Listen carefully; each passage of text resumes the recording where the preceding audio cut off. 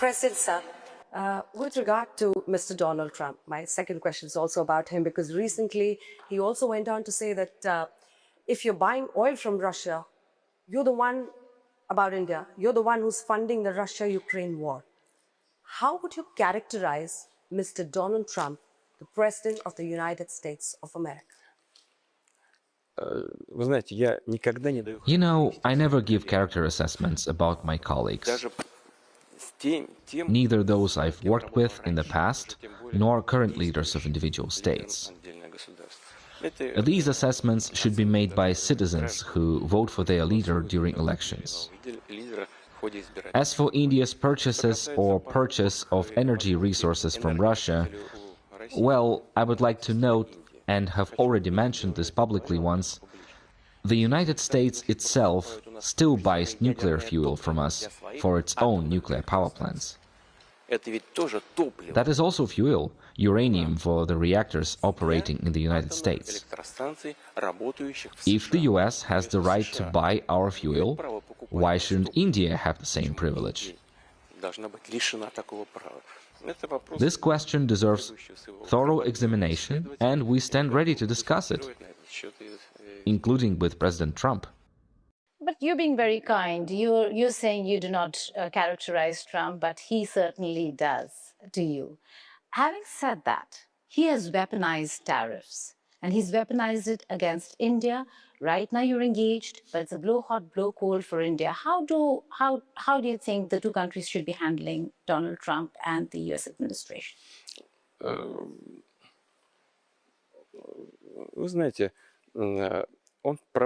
You know, he pursues his own policy, and he has advisors. His decisions aren't made out of thin air. He has advisors who believe that implementing such tariff policies, involving the imposition of additional duties on trade partners, ultimately benefits the US economy. He is acting in good faith, I presume. Our experts believe there are risks involved, but it is the choice of each country and its leadership to decide which economic policy to adopt. We have never engaged in such practices, do not do so now, and have no intention of doing so in the future. Our economy is open. We hope that, in the end, all violations of World Trade Organization regulations will be rectified. Right. President, sir, things have changed a little between US and Russia. The fact that America is engaging you, we would have loved to be a fly on the wall when you were meeting with Jared Kushner and Steve Witkoff. That was an important meeting. Were there red lines that Russia reiterated? What really happened? It's premature to discuss that now. I doubt it would interest you to hear about it, as it lasted 5 hours. Frankly, even I grew wary of it. 5 hours is too much. Mr. Witkoff and Mr. Kushner. Да, а я один, представляете, безобразие какое. Вот. Но если говорить серьезно, то она была очень полезной, потому что то, что нам привезли американские коллеги, было основано так или иначе на наших договоренностях до моей встречи с президентом Трампом на Аляске. Мы так или иначе говорили об этих вопросах на встрече в Анкоридже, но все-таки то, что нам привезли американцы сейчас, этого мы пока не видели, и поэтому нам пришлось пройтись практически по каждому пункту, поэтому и это заняло столько времени. Так что это была, ну, это нужная была беседа, абсолютно конкретная и обстоятельная. Okay, can I ask this question this way, sir? Was there a certain specific point where you disagreed? Was there a specific point of disagreement where the versus one was just not going forward? Да. Yes, such issues were raised, we discussed them. But this is a complex task and a challenging mission that President Trump took upon himself. Fair enough, I say without irony, because achieving consensus among conflicting parties is no easy task. But President Trump, truly, I believe, he sincerely tries to do this. We went through each point again, let me reiterate this. Sometimes we said, yes, we can discuss this, but with that one we cannot agree. That was how the work proceeded. To say now what exactly doesn't suit us or where we could possibly agree seems premature, since it might disrupt the very mode of operation that President Trump is trying to establish.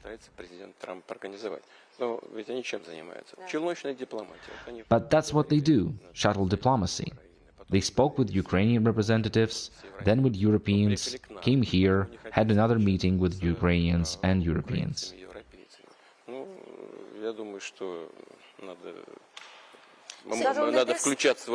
I think we should engage in this effort rather than obstruct it. So you're saying the 28-point peace proposal is now not on the table, but there were leaked conversations. It is? Как раз они и обсуждают. It is on the table. Просто они разбили эти 28, потом 27 пунктов на 4 пакета и предложили нам обсуждать вот эти 4 пакета. Но по сути это те же самые 27 пунктов. We'll go back to that and try and understand how it's going forward, sir.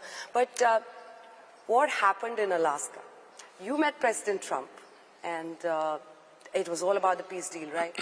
What happened? Did anything come out of it? Did you actually see a clear and sincere intent? Yes, there was indeed a sense. No, more than just a sense. I have absolutely no doubt that President Trump had genuine intentions. We won't discuss here what caused them or why they appeared, but they're definitely present. Both the United States and President Trump likely have their own understanding of why this needs to be resolved quickly. Moreover, by the way, on humanitarian grounds too. I truly believe that is one of the motives behind President Trump's actions regarding this matter, because he constantly speaks about his wish to minimize losses, and I'm confident that his sincerity is genuine. He undoubtedly considers these humanitarian concerns when formulating his decisions.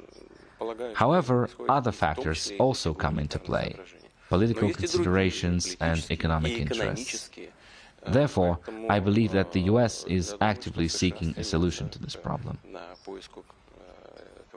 He has spoken about intentions. You're right about that. You know, he's claimed to have ended wars. He's been claiming, much to India's disappointment, that he brought about or brokered a ceasefire between India and Pakistan. And now he's looking at Russia, Ukraine, he's looking at Israel. Do you really think Trump is a peacemaker? Ну, в случае касающегося ситуации на Украине. Regarding the situation in Ukraine, yes, let me repeat once again. I am absolutely certain, with no doubt at all, he sincerely aims for a peaceful resolution. Let me stress once again. The United States may have various reasons for this. Humanitarian ones, personally for Trump, because he genuinely wants to end hostilities and prevent further loss of life. But there could also be political interests tied to ending the confrontation between Russia and Ukraine. Or economic motives too. By the way, they can be in the energy area and in other areas. There are numerous areas where restoring economic relations between the US and Russia would benefit both sides. I showed you some letters, I won't go into this right now, large US companies sent to us. We should remember this. Really? Of course. About their existence. They're waiting until all problems are solved and they are ready to return to us.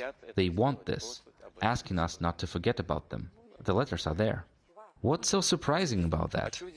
Many want to return. So, of course the Indian government is saying right.